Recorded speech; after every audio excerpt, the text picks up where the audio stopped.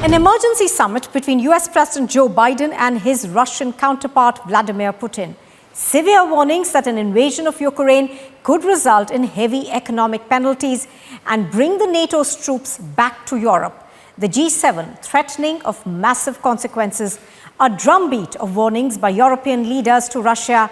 All of this in the backdrop of what the world fears could be a full-fledged war between Russia and Ukraine and draw the whole of Europe into its grip. So imminent is the threat of an escalation that the US has issued a level 4 do not travel alert for Kyiv. The suggestions to US citizens come amidst Moscow amassing nearly 90,000 troops on its borders with Ukraine. Yes. The State Department issued a level 4 travel warning today, saying US citizens should be aware of reports that Russia is planning for significant military action against Ukraine. Jake Sullivan spoke with his Russian counterpart again today. Apparently over at the Pentagon, they've just said that they've conducted an assessment of air defense needs in Ukraine. Obviously, you've said you're monitoring this. Is U.S. intelligence picking up something new?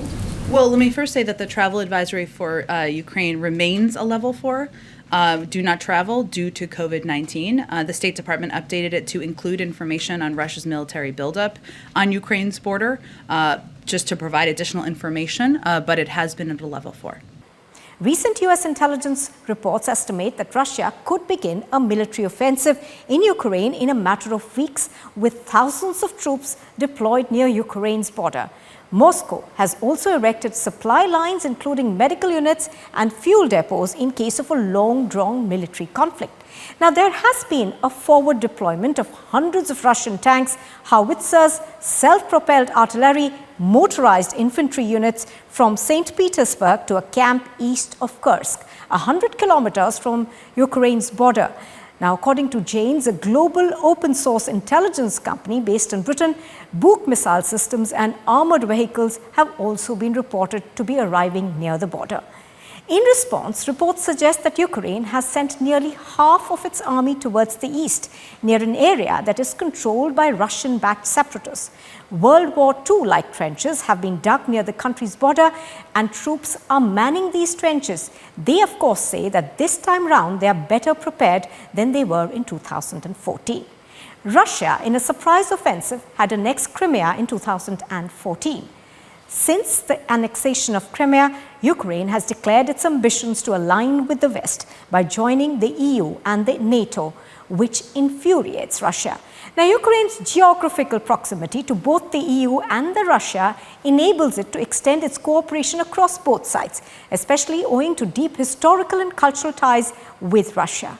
Russia, on its part, has repeatedly warned against NATO's post-Cold War enlargement to the east. Moscow accuses the West of breaking verbal promises that the alliance would not expand into Eastern Europe and the former Soviet space. NATO insists no such promises have been given and that they don't intend to threaten Russia militarily. While they are willing to discuss Russia's concerns, they have said that they will not be cowed down by Kremlin's aggressive posturing. Germany's newly appointed defense minister has said, and I quote, "We will discuss Russia's proposals, but it cannot be that Russia dictates to NATO partners their posture, and that is something we will make very clear in talks." But that's not been enough to placate Kremlin. A rattled Ukraine has been urging the West to impose sanctions to prevent a war.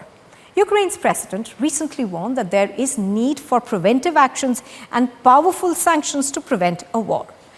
For now, everyone is keenly watching whether the threat of sanctions and the West rallying against Russia will deter Putin from escalating tensions further.